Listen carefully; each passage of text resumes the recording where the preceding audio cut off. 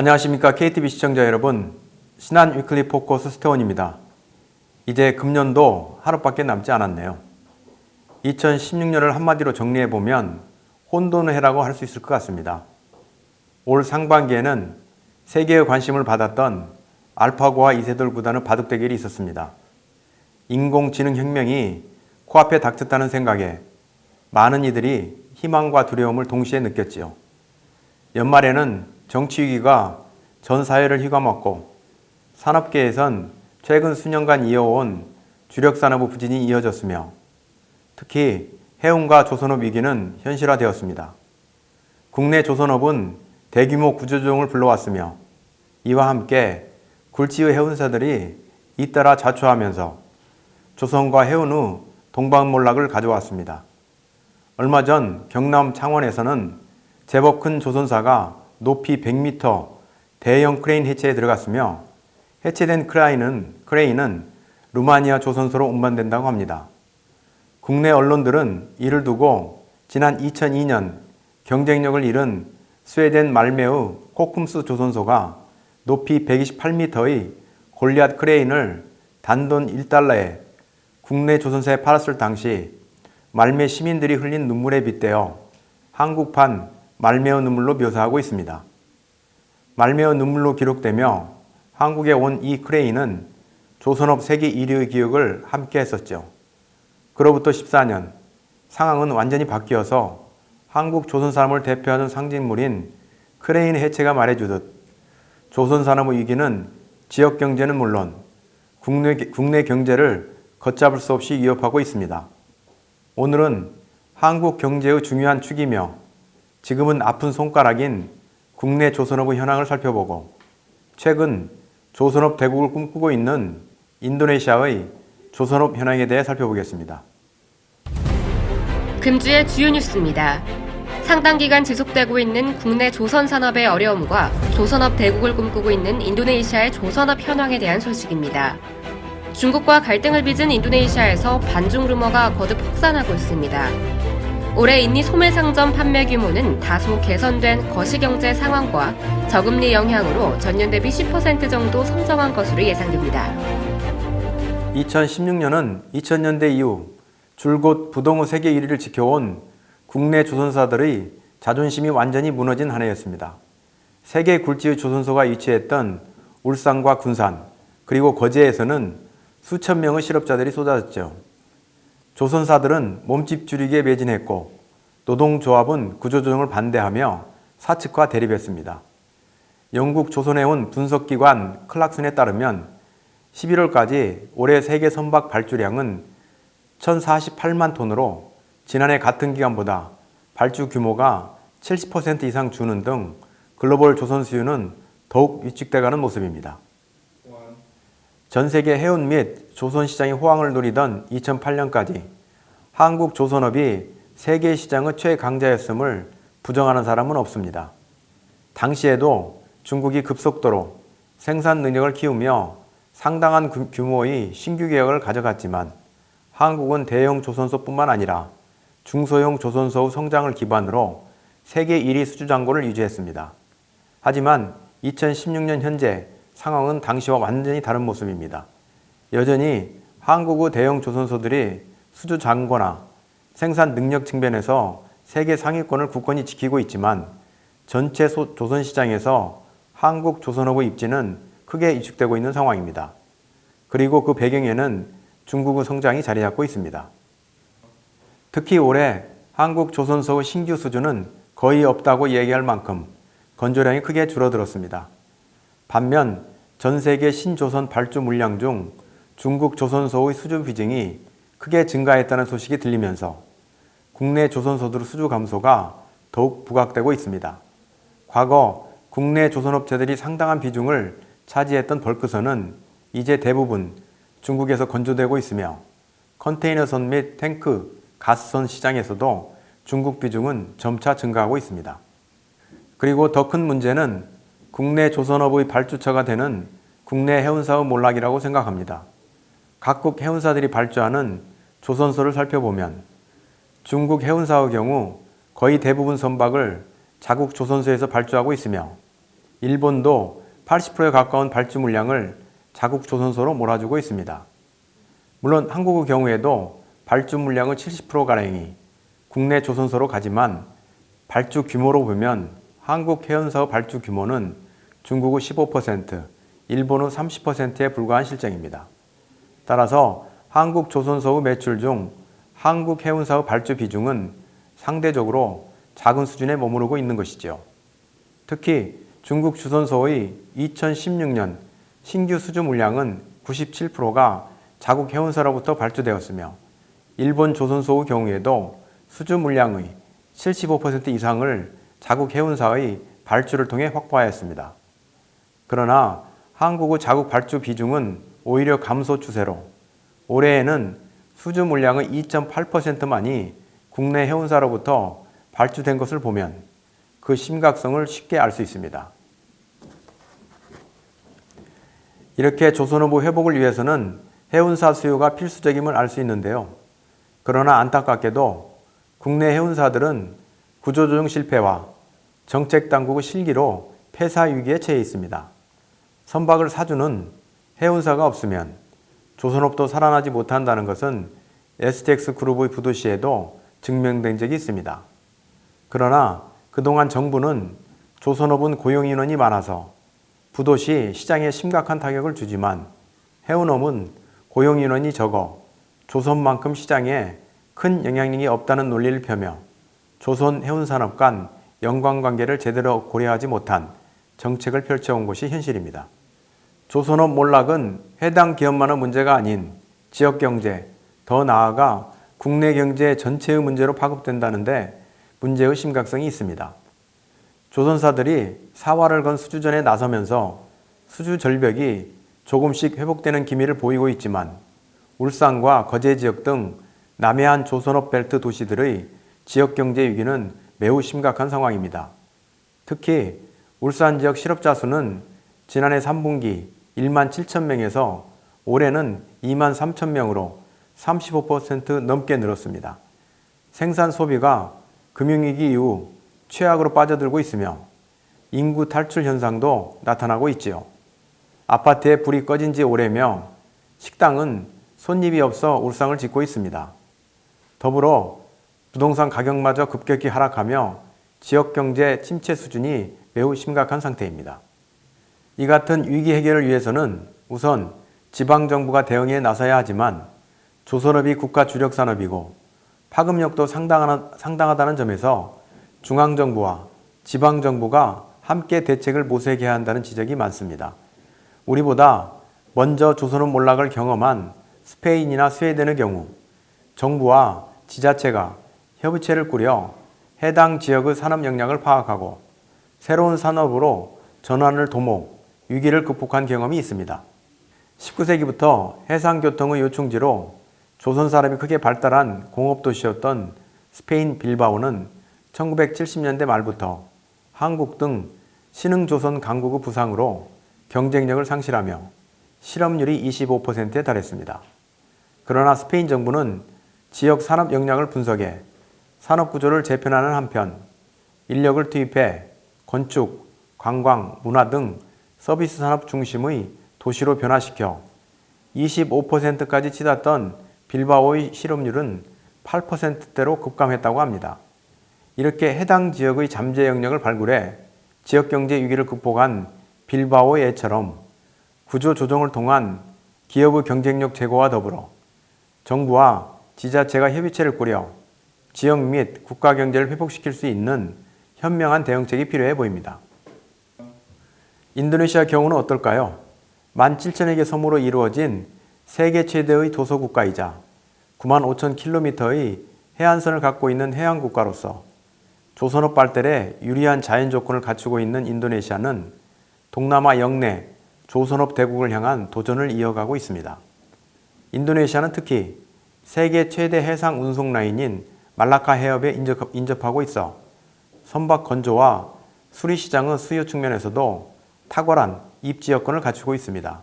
이렇게 유리한 지리적 여건과 증가하는 수요로 인도네시아 조선업의 잠재력은 충분히 있다고 판단됩니다. 현재 인도네시아에는 240여 개 조선업체 및 250여 개 조선소가 있습니다. 2015년 기준 인도네시아 조선업체는 중량 톤수 기준으로 5만 톤 규모의 선박을 생산할 수 있으며 30만 톤 규모의 대형 선박을 수리할 수 있습니다. 또한 연평균 생산 용량은 90만 톤이며 수리 용량은 1200만 톤으로 인도네시아 국내 및 해외 수요의 증가와 함께 생산량 또한 매년 꾸준히 증가하고 있습니다. 특히 인도네시아의 지정학적 특성상 해군력 증강이 필수적인 만큼 대한민국을 롤 모델로 하여 군용 함선의 국산화를 위한 노력과 함께 그 기술력을 바탕으로 세계 조선 시장에 출사표를 던지겠다는 비전을 가지고 있습니다. 더불어 인도네시아 원유 자원의 70%를 해상에서 생산하고 있는 만큼 원유 LPG 시추 및 운반 저장을 위한 조선 기술 확보를 위해 전력을 다하는 모습입니다. 조선 건조는 주로 바탐섬과 수라바야에서 이루어지고 있으나 이외에 인도네시아 정부가 수마트라 리아오를 비롯해 수라바야 인근 라몽안 지역에 대규모 조선 클러스터를 조성하였습니다. 해당 클러스터 지역에는 부품 및 원자재에 대한 수입 관세 철폐와 더불어 조세 혜택과 인적 자원 관리 등 정부 지원을 더욱 강화하고 있습니다. 인도네시아 선박 주요 수입국으로는 싱가포르, 중국, 일본, 한국 등 아시안 국가들의 비중이 높습니다. 최근 6년 동안 싱가포르와 중국은 꾸준히 약 50%를 유지하고 있으며 한국의 비중은 9.8% 수준입니다. 인도네시아 조선산업은 자본과 기술 부족으로 아직까지 대부분의 조선소는 건조 설비가 노후화돼 생산성이 낮고 기능 인력과 건조 공정관리 능력이 취약한 수준입니다. 최근 인도네시아 조선산업 관련 포럼 자료에서는 인도네시아 조선소의 경우 1만 톤의 탱커선을 건조하는데 평균 18개월이 소요되는 반면 우리나라 현대중공업의 경우 26만 톤의 탱커선 평균 건조 기간이 단 9개월임을 강조하며 대한민국의 기술력과 공정 효율성을 배워야 한다고 강조하고 있습니다. 또한 선박 건조를 위한 부품의 경우 80%를 해외에 의존하고 있는 상황으로 장비 및 부품의 국산화 또한 시급해 보입니다. 이렇게 인도네시아가 세계 조선 강국으로 발돋움하기 위해서는 낮은 생산성, 높은 금융비용, 불명확한 규제와 인센티브, 그리고 숙련 노동력의 부족 등 해결해야 할 과제들이 많습니다. 또한 전국의 산재에 있는 소형 조선소를 규모 경제를 갖춘 대형 조선소로 통폐합하고 취약한 조선기자재 산업을 육성하는 한편 조선 금융 구조를 개선할 필요가 있다는 것이 전문가들의 의견입니다. 그러나 최근 인도네시아 정부 차원에서 대대적으로 조선업을 육성하면서 조선 생산기지와 클러스터를 조성하고 조세 감면 등의 혜택을 부여할 것으로 보입니다. 이에 따라 외국계 조선사뿐 아니라 기자재 및 부품업체의 진출 또한 증가할 것으로 전망됩니다. 인도네시아 정부 및 업계에서는 대한민국의 조선업 노하우에 대한 니즈가 많은 만큼 국내 조선산업의 경기 악화에 따라 어려움을 겪고 있는 국내 기업 협력사들은 인도네시아 진출을 모색할 수도 있을 것으로 기대됩니다. 다음으로 주간 경제지표를 정리해 드리겠습니다.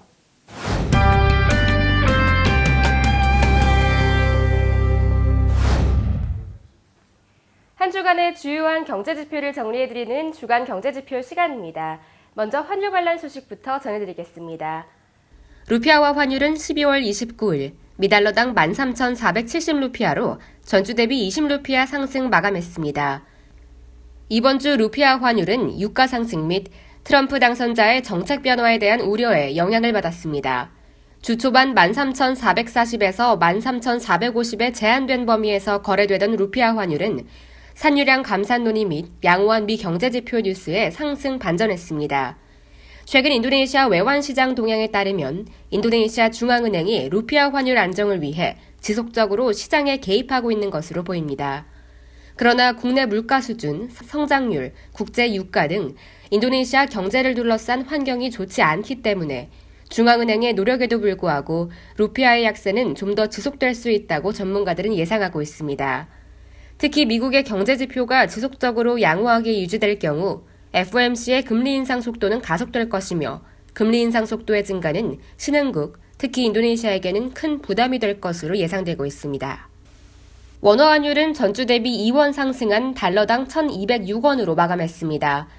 이번 주 원화 환율은 글로벌 달러 강세 및 연말 달러 자금 실수요 증가로 상승 흐름을 이어갔습니다. 주 초반 일시적으로 1,200원 수준을 하회했던 원화 환율은 이후 역의 시장 참가자들의 달러 매수가 이어지면서 상승세를 이어갔습니다. 연말을 앞두고 주요 외환 참가자들이 포지션을 정리하는 가운데 외환 시장의 달러와 추가 강세 예상이 확산되면서 수출 자금의 시장 출회 지연 및 수입업체 결제 수요 증가 등 수급 불균형으로 원화 환율은 더욱 상승폭을 확대했습니다. 그러나 원화 환율이 1,210을 넘어서자 당국이 시장 개입에 대한 우려 및 단기 고점 인식이 확산되면서 원화 환율은 1,206원 수준까지 하락 마감했습니다. 100루피아당 원화는 12월 29일 8.95원으로 전주 대비 보합 수준을 유지했습니다. 다음은 채권과 주식시장 관련 소식입니다. 인도네시아 통화표시 10년물 국채는 12월 29일 7.94%로 주간 기준 0.08%포인트 상승했습니다. 금주 국채 시장은 매우 한산했습니다. 이미 지난주부터 주요 채권 투자자들이 투자 활동을 마무리함에 따라 거래량은 감소했으며 매수매도 호가도 매우 제한된 범위 내에서 움직였습니다. 장기물을 중심으로 일부 국채 금리가 상승했지만 단기물은 오히려 금리가 하락하면서 국채 가격이 상승하는 등 인도네시아 국채 시장은 뚜렷한 방향성을 보이지 못하고 있습니다. 전문가들은 내년 인도네시아 국채 시장을 긍정적으로 보고 있습니다. 피치, S&P 등 국제 신용평가 기관으로부터의 투자 등급 상향을 기대하고 있으며 채권 시장의 수급 여건 개선 역시 채권 시장에 긍정적으로 작용할 것으로 보입니다. 그러나 글로벌 달러와 강세 등 대외 불안 요인은 채권, 외환, 주식 등 인도네시아 금융시장에 직경탄이 될 수 있을 만큼 국제 금융시장 동향에 대한 지속적인 모니터링이 필요할 것으로 보입니다. 지금까지 주간경제지표의 박예지였습니다. 비즈니스에 도움이 되는 경제 뉴스를 정리해보는 시간입니다. 최근 현지 언론에 따르면 인도네시아 내 중국인 불법 이주 노동자가 1,000만 명에 이르러 현지인의 일거리를 빼앗고 있다는 반중 루머를 비롯하여 인도네시아 내 화교를 겨냥한 여러 음모론들이 확산되고 있다고 합니다. 잘 아시다시피 과거 1998년 전국적인 폭동이 일어나 2,000명 이상의 화교가 학살되는 등 인도네시아에서는 반중 정서가 비단 최근만의 얘기는 아니지만 요즘 들어 인도네시아 내 화교를 겨냥한 음모론의 빈도가 이례적으로 높아지는 분위기라고 현지 언론들은 전하고 있습니다. 일례로 이달 초에는 농작물 무름병에 감염된 중국산 고추씨가 자카르타 인근의 한 농장에 심어진 사실이 적발되면서 중국인들이 남중국의 어권 분쟁에 대한 보복으로 병균을 퍼뜨렸다는 주장이 나왔습니다. 그리고 지난달 중국계인 아욱 자카르타 주지사의 신성모독 논란과 관련한 무슬럼 강경파의 대규모 집회 당시엔 중국 본토에서 주지사를 지키기 위해 중국인 500명이 입국했다는 루머가 퍼지기도 했지요. 심지어 최근 인도네시아 중앙은행이 루피아 신권을 발행했을 때는 도안이 중국 위안화와 비슷하다는 그런 논란마저 일었습니다. 이와 더불어 페이스북 등의 SNS에서는 조코이 대통령이 현재 추진하고 있는 여러 정책들의 주요 투자국인 중국의 눈치를 보면서 대응을 미루고 있다는 주장까지 제기되었습니다. 결국 조코이 대통령은 지난주 인도네시아에 있는 중국인 노동자는 2만 1,000명에 불과하며 임금 수준이 낮은 인도네시아에는 외국인 노동자가 오지 않는다고 해명하면서 이런 루머를 퍼뜨린 이들은 체포해야만 한다고 강조했습니다. 자카르타 주지사는 인도네시아 대통령이 되기 위한 지름길로 여겨집니다. 내년 2월 예정된 자카르타 주지사 선거는 2019년 대선 후 전초전으로 해당 선거 결과에 따라 조코이 대통령의 재선 판도가 영향을 받을 수도 있습니다. 따라서 조코이 대통령의 정적들이 내년 2월로 예정된 자카르타 주지사 선거에서 조코이 대통령 측근인 아욱 주지사의 재선을 막으려고 일부러 반중 정서를 부추기고 있다는 것이 전문가들의 의견입니다. 2014년 대선 때도 조코이 당시 후보가 중국계 혼혈이라는 음모론이 제기되는 등 일부 정치인들이 인종 문제를 정치 전략으로 활용하고 있다는 것은 꾸준히 제기되어 온 문제입니다.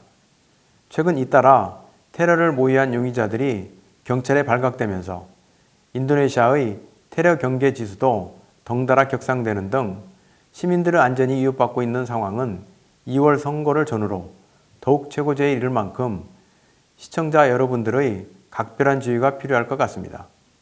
올해 소매상점 판매 규모는 다소 개선된 경제 상황과 저금리 영향으로 전년 대비 10% 가까이 성장한 것으로 예상됩니다. 최근 소매상인연합회 의장인 로이엔 맨데이는 올 한 해 소매상점 판매액은 전년 대비 10% 이상 늘어난 것으로 추정했습니다. 그는 현지 언론과의 인터뷰에서 4.7% 경제 성장률을 기록한 2015년 당시 소매상점 매출액이 전년 대비 8% 정도 증가했으며 올해는 경제 성장률이 5%를 상회하는 등 여러 우호적인 여건에 힘입어 소매점 판매액이 전년 대비 10% 이상 성장한 것으로 예상된다고 말했습니다. 올해 4% 이하의 낮은 인플레이션율은 소비자들의 소비를 촉진한 가장 큰 요인이었으며 이와 함께 비교적 안정적이었던 전기 및 가스 요금 또한 소비자들의 지갑을 열며 소매상점의 매출 상승을 견인했다는 것이 협회 측의 분석입니다. 그리고 올 한 해 중앙은행의 여러 차례에 걸친 금리 인하 또한 소비 심리에 긍정적으로 작용한 것으로 보입니다. 한편 인도네시아의 소매상점 매출은 라마단 금식 기간 이후 및 새해 전후에 2번 급증하지요. 따라서 인도네시아 소매상인들의 연 매출은 이 두 시즌의 영업 성패에 따라 좌우된다고 해도 과언이 아닐 만큼 중요하다고 할 수 있습니다. 최근 잇따르는 테러 위험 및 이에 대한 시민들의 우려가 중요한 연말 시즌의 소비 심리를 위축하지 않도록 인도네시아 정부 당국의 적절한 조치가 필요해 보입니다. 몇 년 전까지만 해도 부동의 세계 1위로 말 그대로 잘 나갔던 한국의 조선업이 지금의 상황에 봉착한 데에는 경영자의 가욕에 의한 무분별한 확장, 10년을 내다보지 못하는 주무부처의 정책 등 그 요인들은 수도 없이 많을 것입니다. 경제 주체 모두가 조선 해운업 전성기에 너나 할 것 없이 수익성만을 쫓았습니다. 현재의 상황은 모두가 방관했던 공급 과잉이 빚어낸 필연적인 결과물입니다. 그렇다고 좌절하고만 있기에는 우리의 잠재력과 자존심이 허락하지 않지요. 외신들은 대한민국 경제 성장을 황무지에서 핀 장미라고 표현하곤 합니다. 어려운 환경 속에서도 위기 때마다 힘을 합쳐 더욱 발전해왔던 우리의 자신의 모습을 돌이켜보면 지금 겪고 있는 어려움도 세월이 흘러 좋은 경험으로 추억될 때가 올 거라고 확신합니다. 2017년 새해에는 시청자 여러분들 모두 건강하시고 행복하시길 기원드립니다.